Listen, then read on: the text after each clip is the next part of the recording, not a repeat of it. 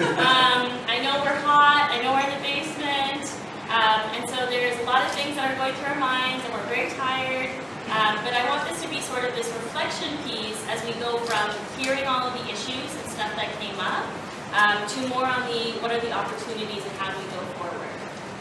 So this is less about the what are still the problems, and more how do we do something about all the stuff that we have now.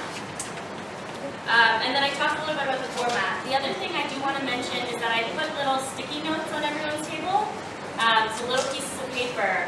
And what I want you all to do is while you're thinking about the last couple days, write down some of the opportunities and ways we can work together and things that we can do to create a healthy internet. And then at the end of the session, or in a little bit, we'll have everyone, if you're comfortable, read what you wrote. And I would love to collect them at the end so I can share a broader post or document that actually lists out all the ways we can create a healthy internet as sort of a final piece to the last 2 days. Does that sound good? Stella? Alright, great. Okay, so I will start with the Internet Health Report. Mozilla is doing many things to protect the web and keep it open, free, and inclusive. One of the initiatives that we've been working on is the Internet Health Report, which is an open source report that looks at the past year in technology and the internet and in open and says, how do we contribute to making it a healthy web? So it looks at all the stuff around the world, looks at research, looks at what's happened, the big issues, companies, organizations, and it puts all of this together to create this report. And it has this definition of what is a healthy internet. And so the healthy internet is defined as something that is both a combination of things that are healthy and unhealthy. Truthfully, we're never going to have fully healthy things in the world. You're not going to have everything perfect as it relates to the internet and the surrounding environment, especially as it relates to digital and rights and technology and open. And so the idea is that you're not going to say that we should and we need to have all those things, and saying how do we have the right balance so that people are going to get the internet they want and are working towards the internet that they want, and protecting the values we care about. And so that's the premise of the Internet Health Report. It is global. It's from around the world, so as you can imagine, there are stories and countries represented from everywhere. And we have lots of stuff from the African continent in it. And one of the things I love is really getting here to talk to everyone and say, how do we get more of that in there? Because there are so many stories, even from the last 2 days, of what people are doing and what projects are going on. And there's a great opportunity to highlight more of the work and how it's contributing to 2018 internet in Africa as a continent. And now I'm going to go to the mic. This is now the time. Okay. And so I tweeted out a link to the actual report. If you go to nzl.la/IHR, you can view the full report there. And there's little postcards on the table that have the link as well. And so I would recommend actually just checking it out, having a feel for what it is, looking through it. It's very interactive. And the other thing to note is just that the report is centered around 5 key topics. And so at Mozilla, we define healthy internet as 5 areas of focus that we really want people to look at. And so the first one is openness and open innovation. So it's making sure that what we're creating is created in an open way. It's used. The innovation we're creating is safe. It's protected. It's being distributed right. So that's number 1. Decentralization is making sure that the power rests in the hands of many, and not just a few organizations or the government or corporations or whatever it may be. The third is web literacy, so making sure people have the skills to be able to know what they're doing online, what they can do. We've talked about it a lot this past couple days, where people are talking about the skills they need. I've especially heard it with people's mothers and grandmothers. I think it's 4 sessions I've heard people say, like their grandmothers and mothers need the skills to know what they're sharing and spreading on WhatsApp or Facebook, or WhatsApp in particular. And then digital inclusion, there's some great sessions that have been on digital inclusion. Paradigm was one. So how do we make sure that everyone is included? There's been a lot of conversation on specifically like rural people, people outside. as to how we make sure that those individuals are really involved in the process and protected. And then the last one is privacy and security, which has been, I think, like a pillar of this past few days of really how do we tackle all of the issues related to the things we want to do digitally and make sure that we're remaining private and secure at the same time and upholding those standards towards organizations. So those are the 5 things that are listed on the back of the postcard. And I do have a couple copies of the report. They're not full versions on paper. The full versions are available online. And so what I'll do is I'll just pass this around so everyone can see and get an idea. But I would recommend going to the site to getting the full one.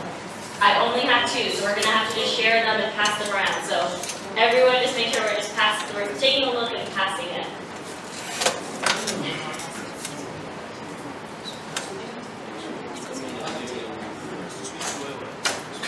Okay, hopefully I've given you enough stuff to look at and go to now.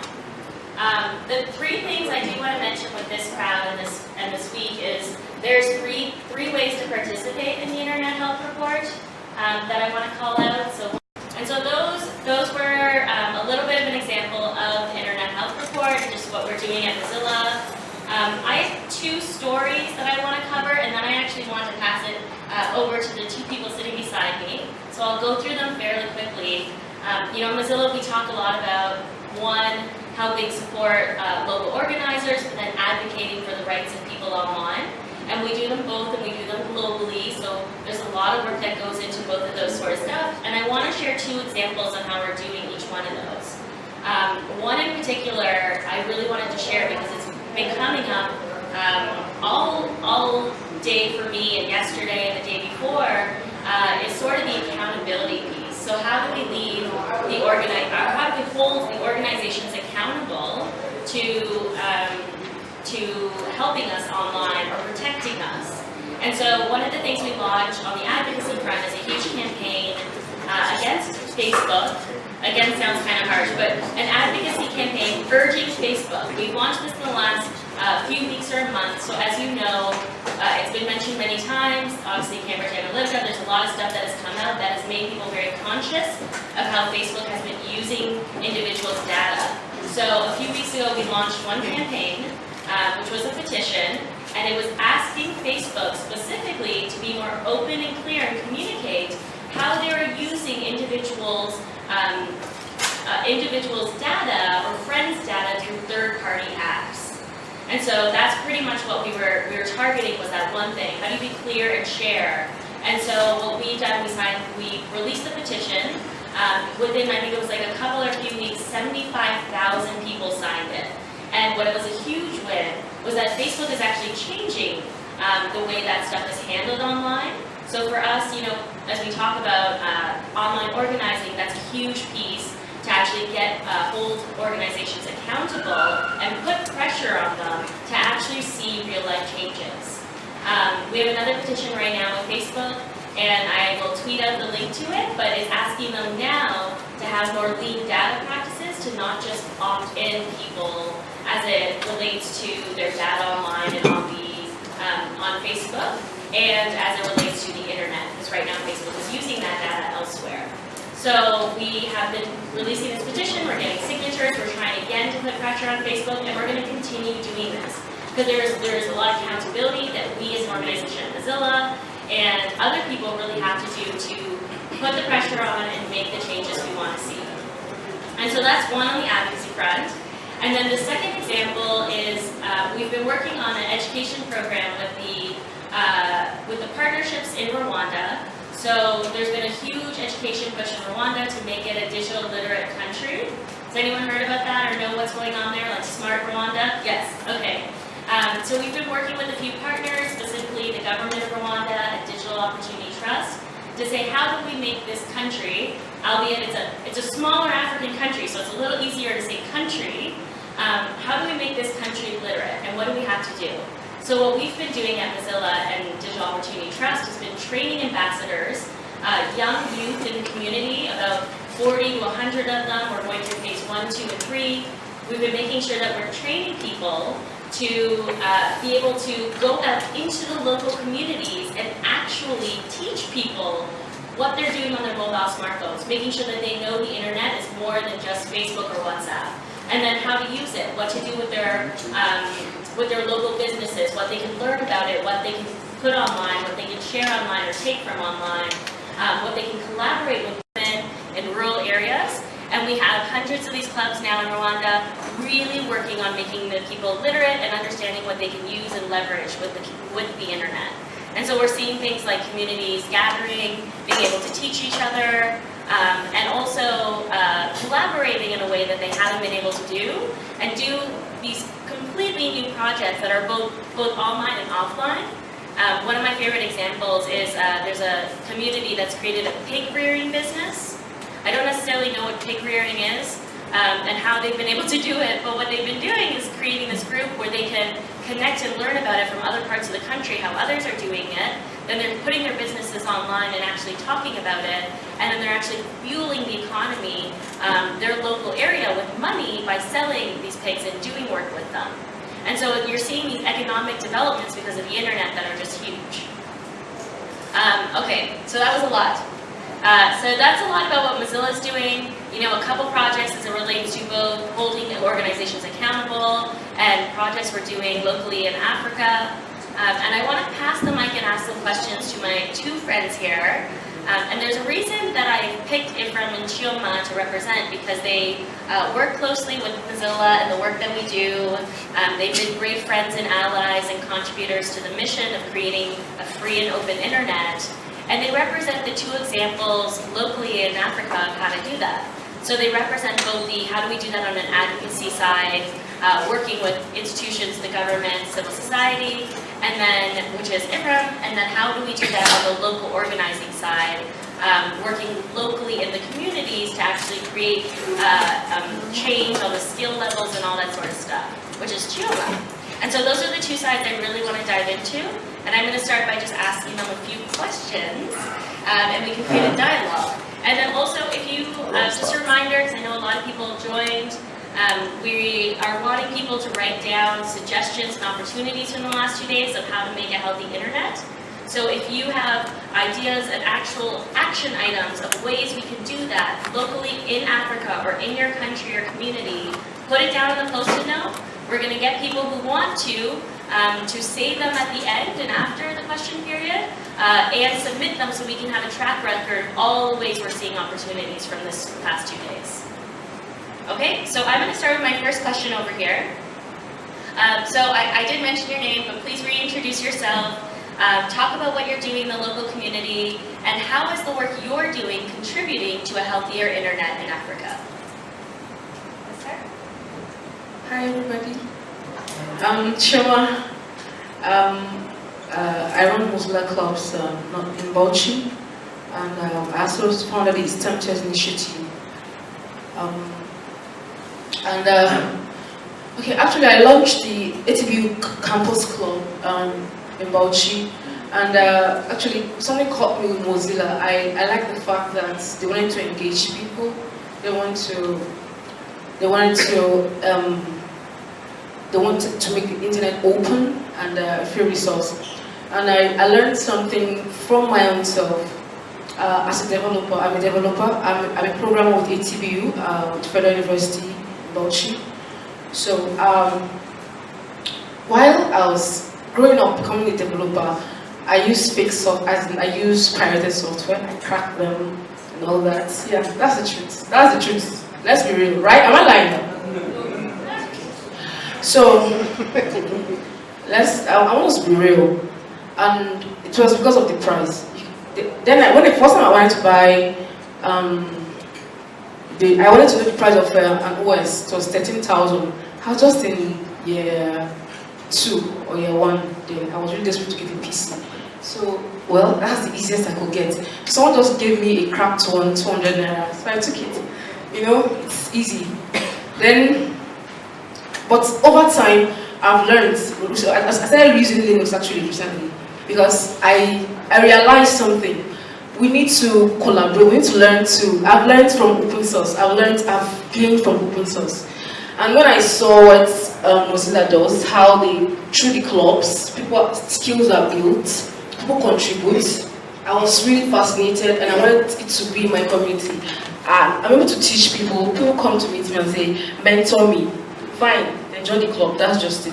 Then I also, for my part of the country I live in, the culture is quite conserved. And I'm a woman, so I get people, take my daughter and mentor my daughter. So it gives me a better leverage. Last year, I organized a female hackathon at my university. It was not really, the turnout was not really good, but I was able to get some people and pull them into the club and train them. And but what the part that brings Mozilla in is the part of contributing, engaging them, including them. We don't have so much resources that represent us, even on things like Wikipedia. It's really low. And these are things people can do. They can write their language. They can write, these are things they can do. So that's what I'm doing right now.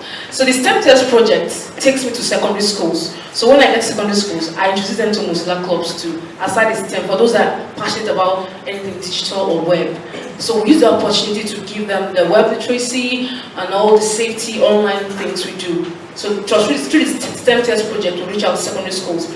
We have volunteers using the NYC groups.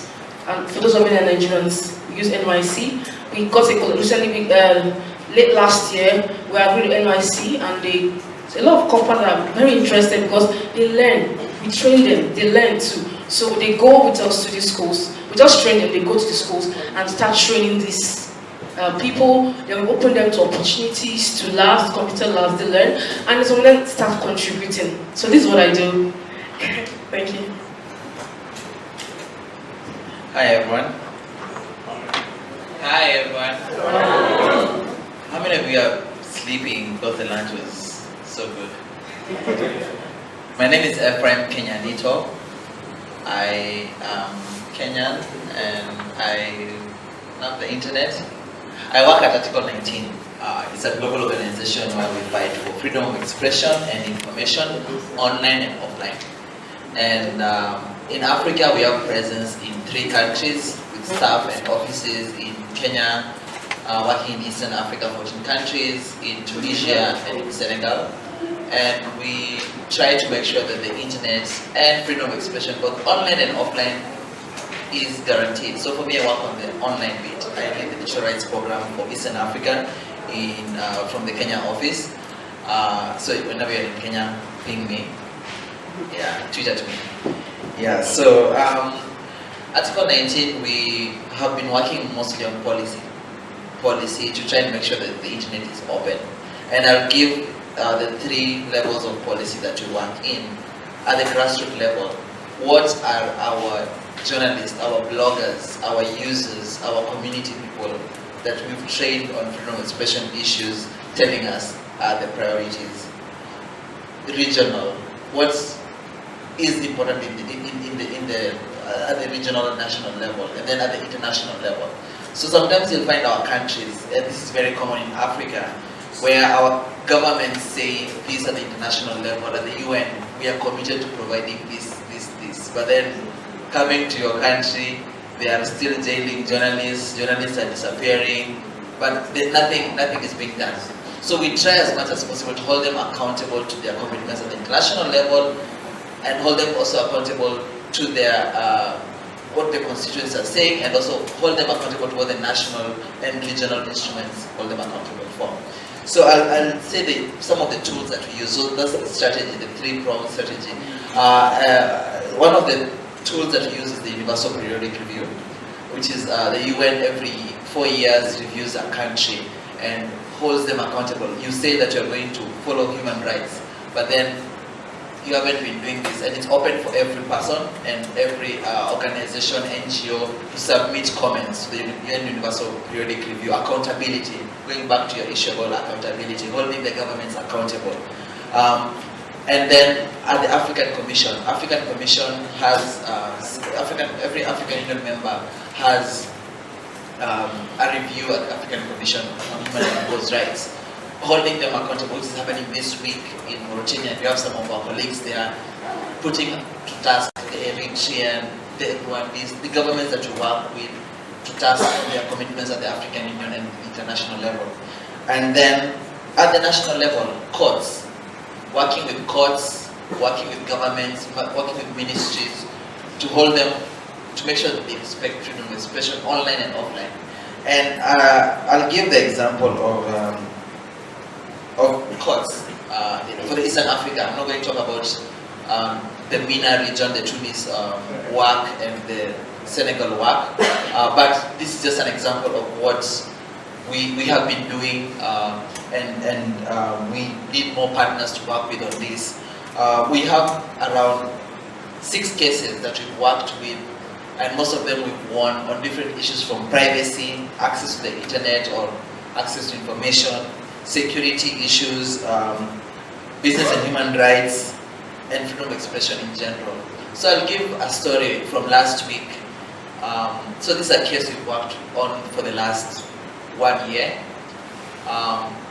So last January, the Kenyan Communication Regulator required all ISPs and telcos to install devices in their systems to quote-unquote detect if they are fake phones in the networks. The telco people, when they received this order, they were so scared. What is this? What are we going to do? But the good thing, having built that relationship with them, and this is where I was talking about collaboration, working beyond our silos, because sometimes civil society organizations, we work in silos. They leaked these documents to us that, hey, there's this memo we've received, and we don't know what to say about it. And we decided to raise awareness about it. And first, they refused to admit that they said that was fake news. One of the Mozilla Internet Health documents that you're seeing trends, governments criminalizing fake news online. They said this was fake news, but then later they admitted, went through court, and we had a big win last week where the courts declared that that device or that invasion of citizens' privacy and security was an affront of their constitutional rights. And this is a big win to me and to my team, because this is a trend that we're noticing in other parts of Africa, where governments are quote-unquote installing machines in telcos to detect fake news, to detect pornography, to detect fake phones. For example, Guinea, for anyone from Guinea here? Guinea, the government was pushing telcos and to install devices to calculate taxes. So, how many calls have been made, how many texts, how long was the call, and this, to some extent, would collect other data and would be used to infringe on your privacy. So, those are the ways to make it accountable. One other forum that we are continually using, and we'll be curious to have this discussion further, is using, for example, the UN Business and Human Rights Forum, whereby these telcos, ISPs, and big tech companies such as Facebook, Google attends. For example, in Kenya, you can't get a meeting with Safaricom easily, which is the equivalent of Vodafone, to hold them accountable on some of their privacies, but some of their policies. But then they attend every year the UN Business and Human Rights Forum, where they make these big commitments, but at the national level they don't comply. So some of the petitions that we've been working on with the Mozilla team the past few weeks, the past few months, I think this is an opportunity to work with us, Article 19 and other partners who have accreditation with the UN processes, to make sure that there's also that accountability at the UN level, and since they attend there, they are going to sit there and attend, because it's similar to the UN periodic review process and the African Commission process, whereby they have to be there and to be accountable. So that's how we try to make sure that the internet is healthy in our own unique way.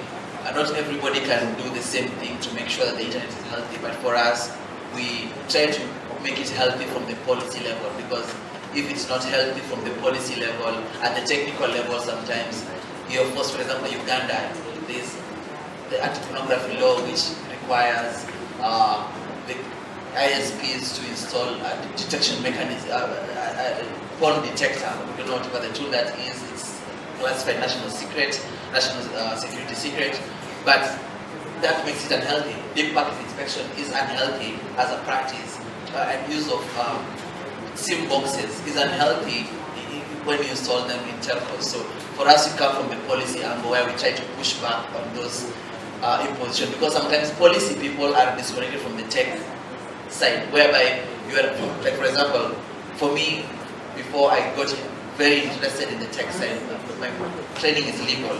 I would think a law would just solve everything, but then you come and discover you can come up with a very good law. For example, Tanzania, not very good, but very comprehensive law. But then be able to collect that amount of data and retain it forever. It just can't work. So that understanding between tech and policy is now where we try to bridge that gap and try to make lawmakers, policy people, journalists understand the tech side and the policy side, because we have a mix of those people on our teams. Thank you. I hope this Cambridge Analytica moment is going to be the Snowden moment that we had 4 years ago. I hope this is the Snowden moment, because 4 years ago we had the Snowden moment and not everybody understood why we were fighting whatever we were fighting. But right now we have more allies than before. I hope 4 years later, when you look back, we hope this moment is going to have catapulted our governments to act. And the GDPR, like these are two moments which the GDPR is the European Union coming up with this data protection regulation, and our governments must act if they want to keep doing business with some of these European Union countries. So I hope these two moments, we can use them and leverage them, especially this year, to push our governments and our companies and our partners to work more on privacy and data protection, security issues. And then the last thing that I would mention is issues to do with business and human rights. The privacy case that we won last week is the first time in court whereby you had the private sector and civil society organizations in the telco sector on one side in an issue. It's a landmark thing that is happening. It happened in Kenya, and we hope to see it more in Africa, because 2 years ago I used to ask myself, a year ago, when Apple, the FBI tried to crack a user's Apple phone, Facebook wrote an amicus brief, everybody joined Mozilla, everybody joined, all telcos joined Facebook and civil society organizations to write joint amicus briefs on this matter. But then in Africa, telcos are normally very shy. For example, even in Kenya, not all telcos supported us on this issue. Telecom said, no matter the outcome, we are okay with it. Telecom is the former Orange. Orange is very common in West Africa.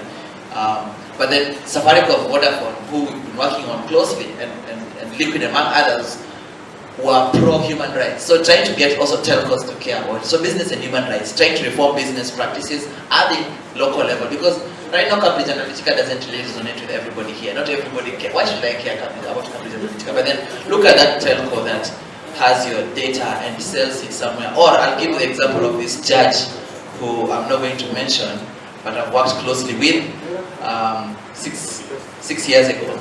And the judge was having an affair. And the wife is someone very senior in the police department. And the wife comes in the morning to the place where he was, the hotel, and knocks the door with 2 policemen. We've been waiting for you home the whole night.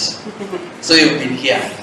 So you see how this, I'm not saying that you did something right, but you can tell how if the police, if the wife was someone who was going to kill him, or someone, a mafia leader like Mexico, the judge would have disappeared and be killed, and something would have happened, right?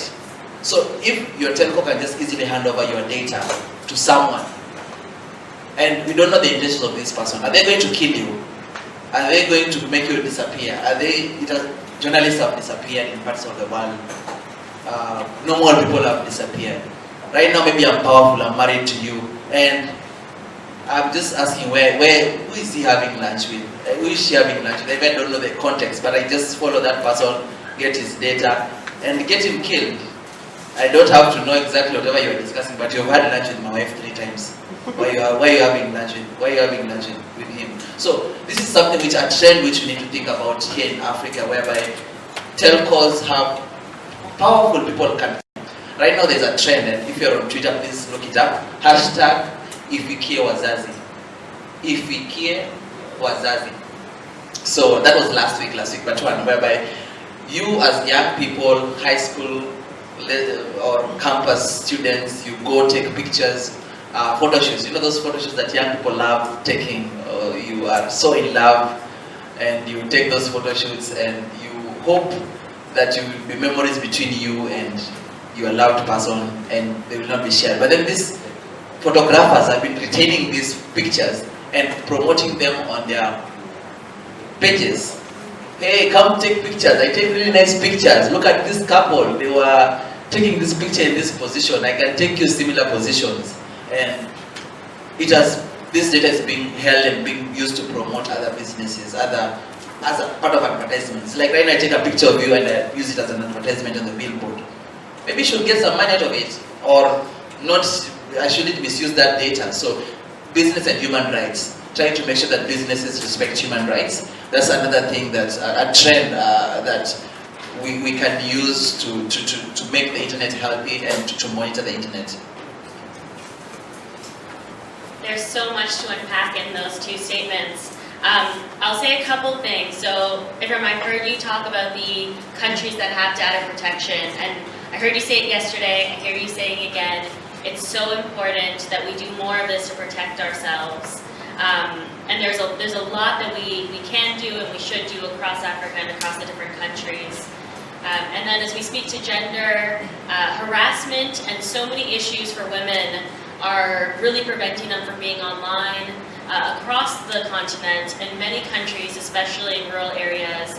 And GSMA has wonderful data that really digs into why are women not coming online and what is happening in outside areas. So are they scared of who's going to call them on their phone?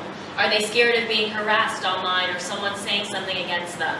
And I have to say, it happens everywhere, but no, my friends in Nairobi, I have never seen such harassment online with what's happening right now for women.